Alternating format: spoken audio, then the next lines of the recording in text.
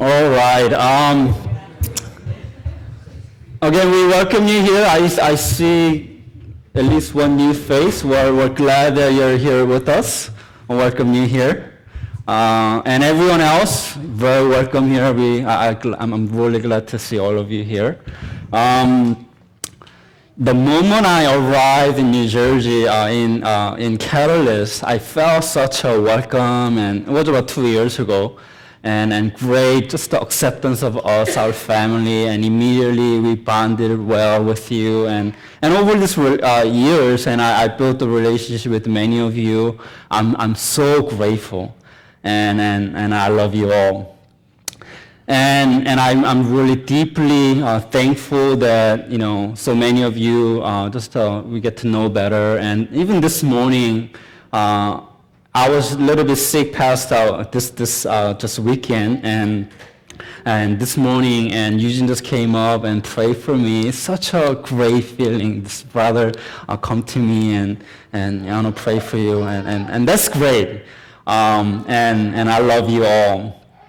And also I love our staff. I love Pastor Sam, and I love all the staff. Tay. Sue, where's Sue? She's awesome. Oh, right here. Oh, okay. Sue and Carol is my wife and the staff, and the spouses Jihae and Hee-jung and Shan, and we build relationship, and it has been fun and I really love my wife. Tay, I really love my wife too.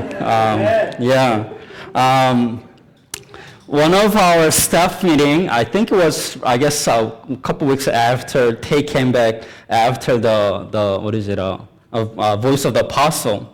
And in our staff meeting, and Tay mentioned, Pastor Thomas, I listened to your sermon, but you really bashed Carol in your sermon. I guess it sounded a little bit complaining, if you remember the sermon I gave about a month ago. But I married a great wife. She didn't starve me, okay? Yes, and I love her, and I love her, and I love my staff. I don't know. And also, we had a staff meeting at a fellowship meeting one time. We're just sharing, and there's a lobster sale going on, and Carol had this craving for lobster. And then, we talked about it, and then a couple weeks later, and Tay also wanted to visit us, and they went to the store, but lobster, sold out. But they thought about us. Even in that conversation, they thought about us, and they wanted to get it, but it was out. Instead, they got something else for us. And when I heard that, when they visited, and I heard that, wow, I was so touched. I felt so loved. And this love that I feel here in Catalyst and relationship with you, I feel this warmth of love, and this is a great thing. And since I was transitioning out of the seminary, I kind of know who I am. I'm not kind of dreamer. I'm not like a visionary type of guy, but I love to work with a team of people, and that's what I did in Boston. We had a group of youth pastors got together, some ministry together. In that setting, I thrive. I'm more like a team player, and I love the setting. So one of my prayers was that, God, I want to work with a team of people. So last church, I joined the church where there's a bunch of staff. 5 full-time and about 5 or 6 part-timers. So it's a big church, about 10 staff, but I felt like working alone. I wasn't good. But here, as I came here, I'm so thankful. God really answered my prayer, and I'm working with a bunch of this fantastic people. So I'm so grateful. Why am I sharing this? All that is to say is that life is meant to be shared. God gave us this life. It becomes richer and becomes greater when we share with one another.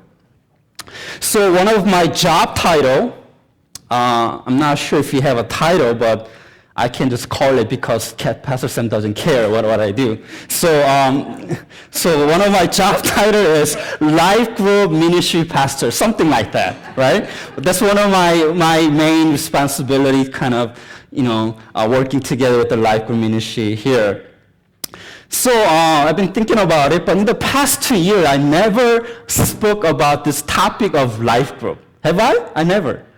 Actually, for the first time when I talked here, it was at very first congregational retreat, and I share about our core value because as Pastor Sam and I getting together, getting to know much better, we kind of see, eye to eye, and our core value about the life group kind of bond together. So I shared the message. Besides that, for 2 years, I didn't talk about, and then I was convicted that life group pastor should talk about every time. But I didn't, so this is the time for me to talk about a life group, which is just doing life together in the small group of people. When we do that, when we do our life together with the brothers and sisters, it makes our faith journey richer and worthwhile, more beautiful, and worth investing. So let me just read the scripture today. It comes from Ecclesiastes chapter 4, verses 8 through 12. Ecclesiastes in the Old Testament after Psalms. So if you have a Bible, you can turn, and if you don't, you just listen with me. Ecclesiastes chapter 4, verse 8 through 12. There was a man all alone. He had neither son nor brother. There was no end to his toil. Yet his eyes were not content with this wealth. For whom am I toiling? He asked. And why am I depriving myself of enjoyment? This too is meaningless, a miserable business. Two are better than one because they have a good return for their work. If one falls down, his friend can help him up. But pity the man who falls and has no one to help him up. Also, if two lies down together, they will keep warm. But how can one keep warm alone? Though one may be overpowered, two can defend themselves. A cord of three strands is not quickly broken. You see the imagery here. This is a picture that the writer draws a picture how powerful these two or three lives coming together and do life together. This picture is so clear that you don't really need a message on this. Life is meant to be shared with one another in community. And we human beings, we want friendship and community. Why do we long for friendship? The reason is very simple, because we want intimacy and we want friendship because God is a relational God and God made us in that way. And I believe it is incorrect teaching. I think it is a false teaching when you hear God made us because He needs us. And I don't believe that. God does not need anyone. God exists Himself in three persons in community. God has a special relationship with God Himself existing in these three persons we call triune God, Trinity. God the Father and God the Son and God the Holy Spirit, they live together. They're separate entities, separate persons, but one at the same time is just beyond my mind to understand this. But God is existing in community. And God is a relational God. And when God made human being, Bible says God made us in His likeness and in His image. What that means, one of the meaning is that we are relational being. Because God is relational God. He exists in community of God Himself. And God put that in our hearts. That therefore, we long for friendship. We long for relationship. And it is simple. Every human being on this entire planet wants this kind of intimate relationship with people.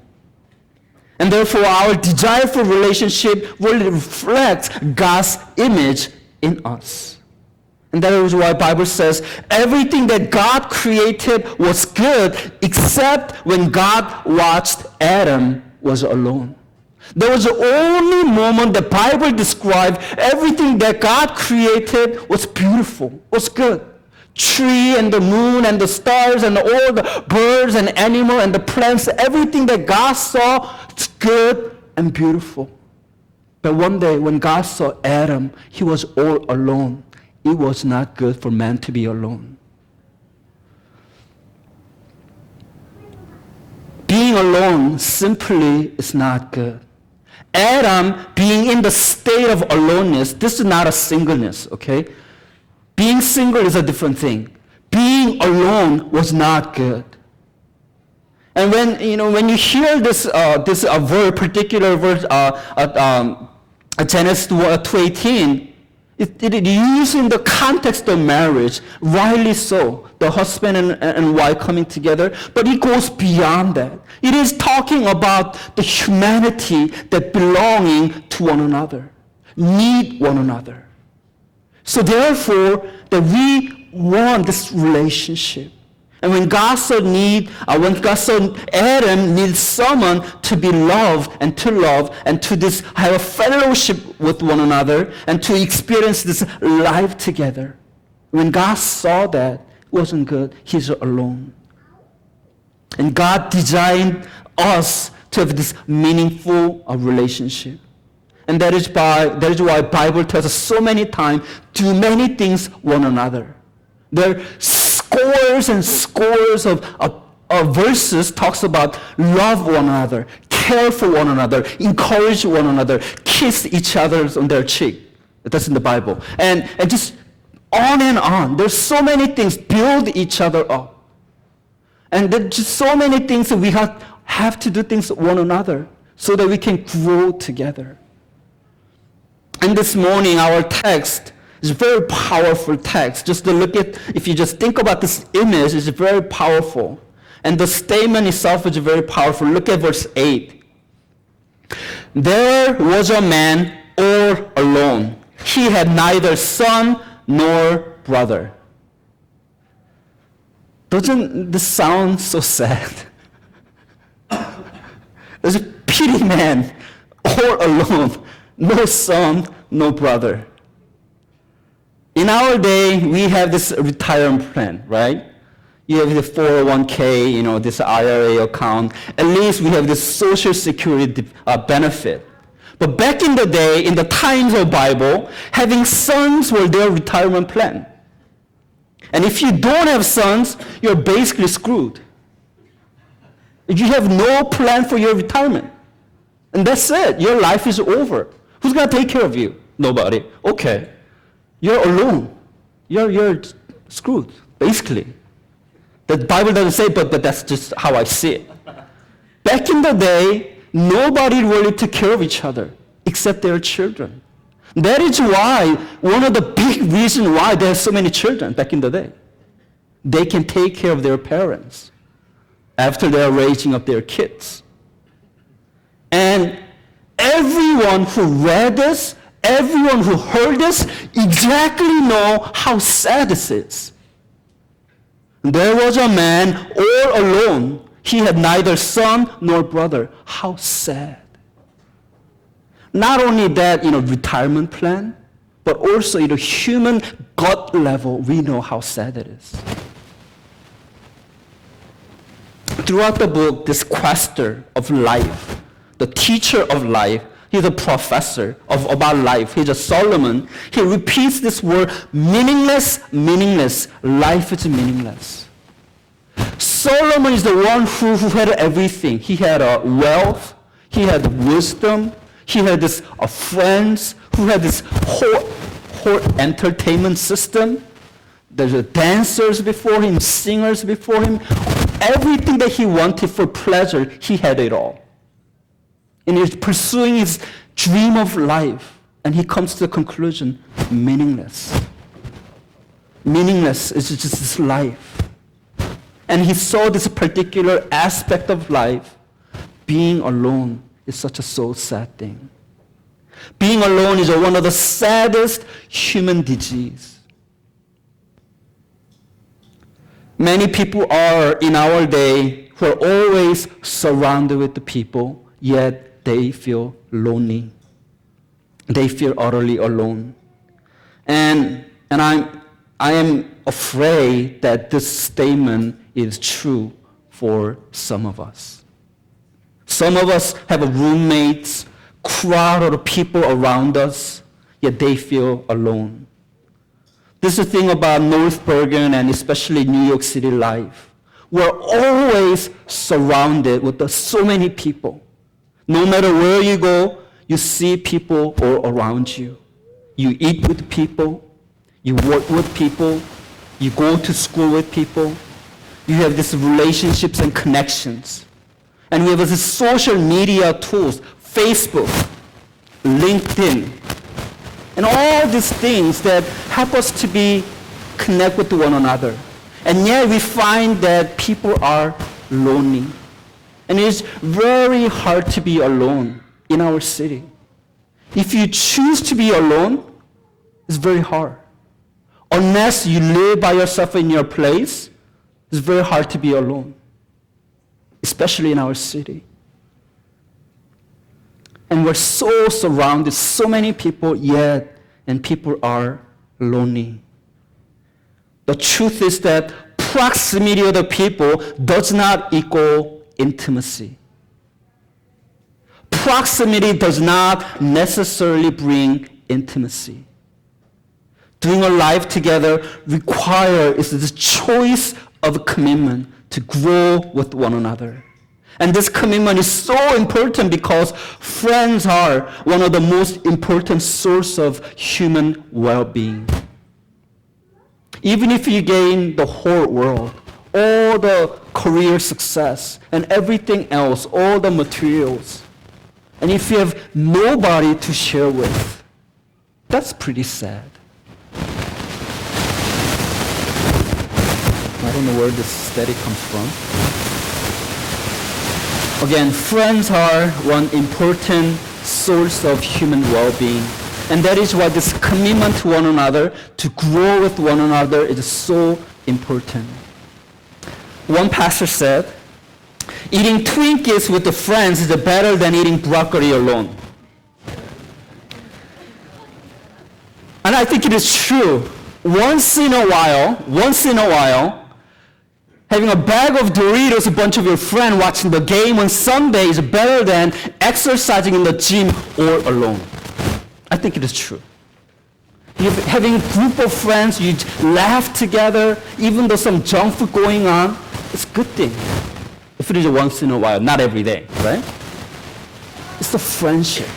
It's the connection. It's the longings of our heart. At Catalyst, we want everyone to be plugged into the life group where you choose to take this journey of faith together with a group of people. It is impossible to build this intimate relationship with the 70 people together. But at least there are a group of 5 or 6 that you consider them as your life buddies in spiritual sense, in the spiritual realm. And you commit to that person to grow together. And that is why actively participating in a life group is one of our requirements to be a member of Catalyst. Because we believe doing a life together with your small group member is not an option if you want to grow as a follower of Jesus Christ. It is God's command to us, belong to one another. Not only believe in God and believe all the things, but belong to one another. That's why church exists. It is fundamentally essential to belong to the body of Christ, especially a small group of people that you do life together in order for you and I to grow in the Lord. So I'm very grateful that many of us in this church are plugged into the group. At least you are trying. I'm very grateful. And I know that many of you already have a strong spiritual family here. and you made a choice to be committed to one another. You grow with one another. You do life together in faith, and you love deeply with one another, and that is wonderful.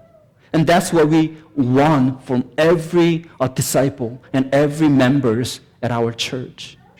But for those of you who are not yet plugged in, or you're struggling with this thing about life group, if you're in the category, I'd like to give you this real picture of a life group life.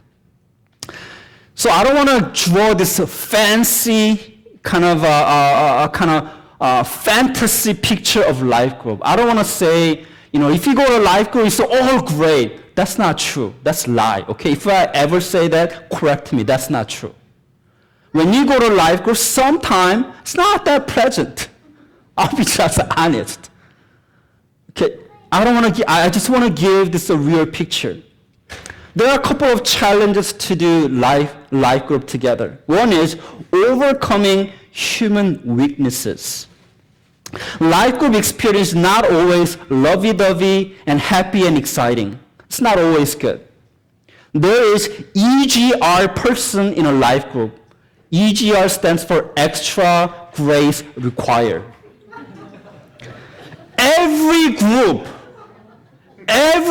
that you go to, there's always at least one person who need EGR, extra grace required. They need more attention. They need more patience from you. They need more grace than any other person. Now, I said every group, okay? In your school, in your work, even in your family, every group has at least one person. Think in your mind, don't say the name. There's at least one person in your life group need that attention, that patience from you. If you really cannot think of anyone, the chances that's you. I don't see anyone, that's you. That's a great chance you'll be the one that's seeking that attention. Not that you're seeking, that's how you are. God made you that way, and which is okay. And I'm like that too. So everyone has this human weakness that draw people's attention and more grace, more patience. Even in the family setting, we try to love, at least we try to love our family. But family life is not always happy and pleasant. More often than not, we deal with the personal issues. We have the 6 members in our family, 4 children. Every single day, something going on, and either Jeremiah, poking Isaiah or something, somebody cries, and something going on. And they have human weaknesses. And Junior and I here. Okay, I shouldn't say this. Anyway, Ellie's just, she's just very, emotional person. Okay. Past week, school just started, week and a half or 2, every single day she cries. I'm like, again? But I'm trying to accept her. That's fine, and I'm trying to laugh with her. Everyone, it's not their sinning or anything. It's just the makeup of who we are, and it's just rub people's wrong way. It just bothersome people. It's not like they're intentionally trying to be bad or anything. And there are always people like that. And now Janie, she lives with us, and I bet she finds some more things about us that more positive and negative. And if you do life together, if you're committed to one another, that's what you find. Human weaknesses, flaws, and even sins. And thing about this human relationship and this whole thing is that this human issues conflict. It brings this conflict in our life. It rubs each other's a wrong way. And sometimes, and people even sin against each other. And that's pretty bad, okay? And that causes great pain. But if you think about it, it only happens once in a while. The most time, in my experience in life group, is that people go into this thing because human weaknesses. It's not about their intentionally harm you, try to make you feel bad or anything like that. It's just their human weaknesses. What I mean by human weakness is the personality traits. It is their human weakness, being impatient, angry, a little bit temperamental, and more, don't care about other people, but always talking and not listening. Those are human weaknesses that I'm talking about. More insensitive or too sensitive. Those are, that's not sin.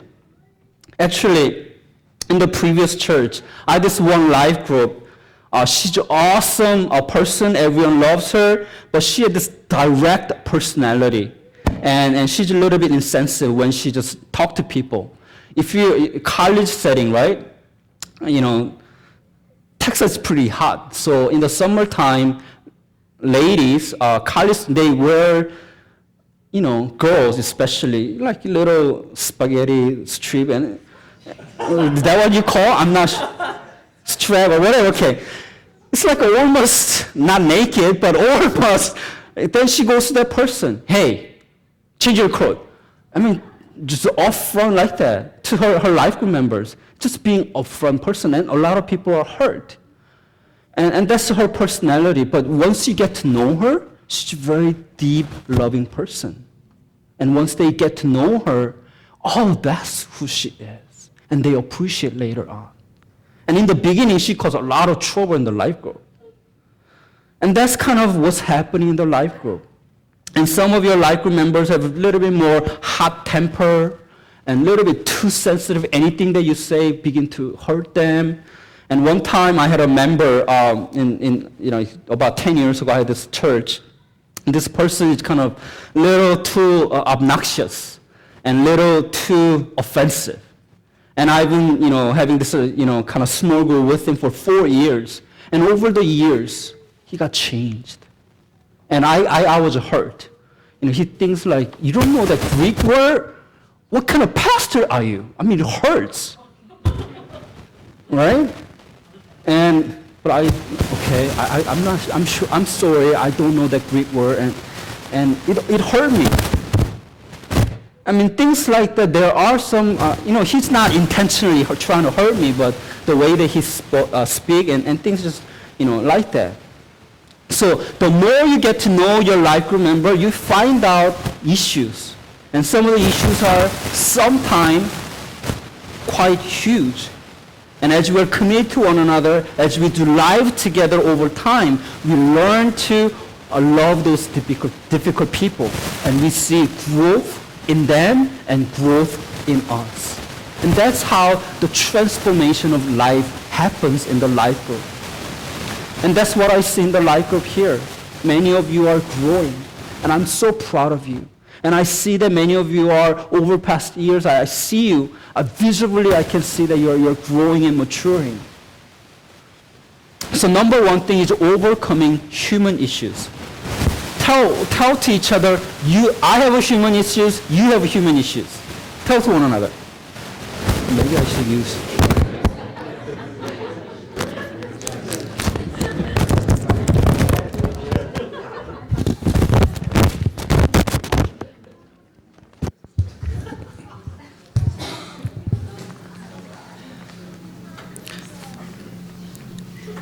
So everyone has a human issues and no one is exempt. So in our life, we're trying to deal with those human issues. And as we do that, great thing is, if we are committed to one another, that person will grow and you will grow. It's like a lab. It's like a classroom lab where we practice love. And that's what life group is about. Otherwise, how can we really grow? We're trying to build a relationship here. And second challenge is that it takes time to reap the benefit of life group. And you have to stay with it, and you have to be patient.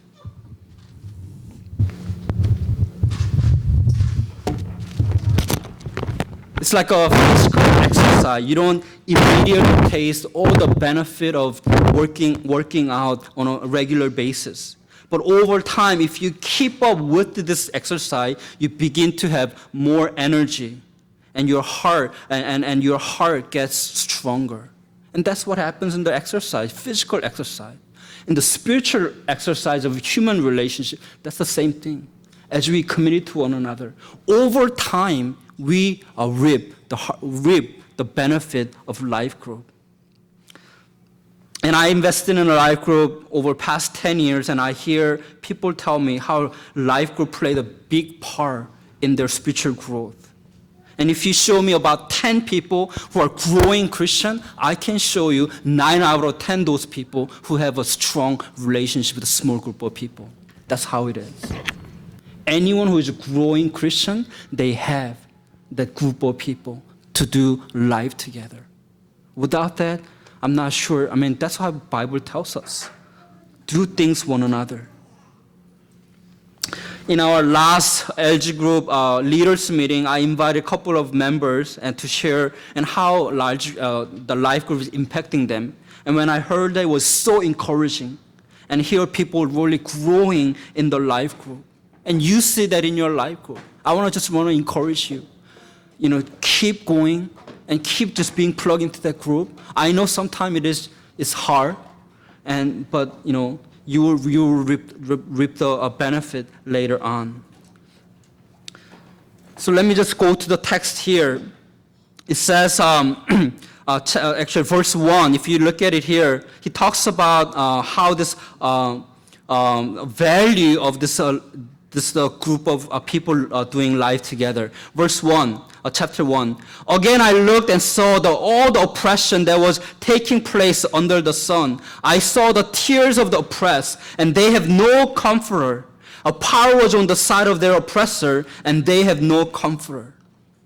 And there are tears of the oppressed, and they have no comforters. It really is a reality of our lives. Simply, people do not have other people who can comfort them. And people are feeling utterly alone. And they don't have people to take care of one another.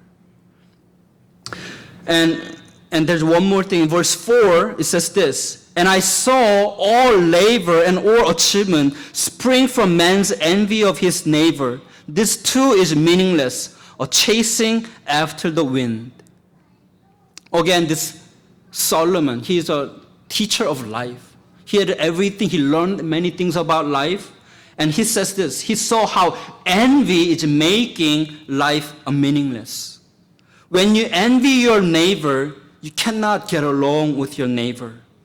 And if we envy what our friends have, what friends do, it is very hard to have a meaningful relationship and genuine relationship. I know many of us who have a Facebook and religiously go there, and I do that too, and my wife do that, so we have this one rule. But by the way, let me share this. Last week I read an article, how Facebook makes us unhappy. Did you read that article? Yeah. If you read that very short article, it disrupts our relationship. Friends get together, and sooner or later, everyone's looking at their phone and doing own stuff. You're meeting your friends, you're eating something, and all of a sudden, everyone's looking at their phone, they're doing their own stuff. It disrupts human relationship. And it creates feelings of jealousy. Some of your friends get more posts, more comments, and checking your Facebook, there's nothing meaningful going on. And I'm not sure if that's you, but sometimes me. And, we envy. And those things kind of really makes people unhappy. And surfing the status of people make you resent about your relation with the people. So it really affected our marriage too. So we have a rule before we go into the sleep on a bed. There's a 5-minute rule. So no more than 5 minutes looking at whatever on your phone. So we can at least sleep together same time kind of thing. Why am I sharing this? Anyway, and one more thing about this text really speaks about this life group so powerfully. Verse 5, Solomon talks about laziness. The fool folds his hand and ruins himself. Laziness is known as one of the 7 deadly sins, right? 7 deadly sins, laziness that kills not only our personal success, personal achievement, but also in our human relationship. It's that the fool wouldn't do anything although they know what benefits them. They know it, but they don't do it.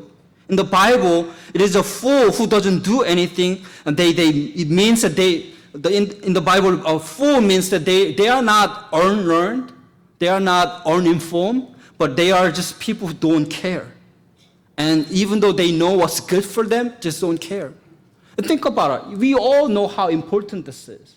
Life growth, the relationship. We know it, but sometimes we just don't care. In that sense, Bible telling us you are becoming a fool, folding your hand, and eventually you ruin himself. I'm not saying you're a fool, but that's how Bible categorizes who don't do something that they know about what's benefiting them. If they don't do anything, they don't care about it, you're a fool. And I believe the problem for many of us is not that we don't know, but the problem is what we know we don't practice. And life group is such a hard thing. I know it is difficult. It takes your time, takes your energy, even takes money. But that's where we have to invest in order for us to grow. And I just want to read one more time this powerful image that Solomon is drawing here. Two are better than one because they have a good return for their work. If one falls down, his friend can help him up. But pity the man who falls and have no one to help him up. Also, if two lie down together, they will keep warm. But how can one keep warm alone? Though one may be overpowered, two can defend themselves. A cord of three strands is not quickly broken. I mean, that's what we want in our life group. We want connection that not only speaking about it, we do life together. So that there are difficult time comes, we can share. There are when we are sick, people come over. When we have this problems in your life, you can share that problem to one another. And that's what I see. There's so many of you are experienced in your life group. You share your life stories with your friends, and they care for you. And when your car breaks down, you can call their friends, and without no charge, they're coming to you, right? And small group friends, you can celebrate your bright days and gloomy days together. Not only the bad days, but good days. Truly good friends, and celebrate your success. And when you share some of the parts of the pains, and nobody judge you. And I think as I prepare, one thing that I want to share with this life group experience is that also, as you go through this life group, there are some disappointments. I think some of you are not in the life group because you are disappointed by your fellow brothers and sisters. Again, that's because most likely, maybe somebody sinned against you, but a lot of times there are human weaknesses. If you are disappointed, this is a place. Keep at it. Keep at it. Just keep being plugged in. When you're committed to one another, you will grow. And as you do that, that person will grow too. And that's just really on my heart this morning. Some of you are struggling because of this disappointment. Something happened in the life group. Maybe not here, maybe in the past, maybe here. I'm not sure what happened. But if you are struggling, you will see this is the benefit of the life group, that you are really grow into the person that God wants you to grow. So let's pray together.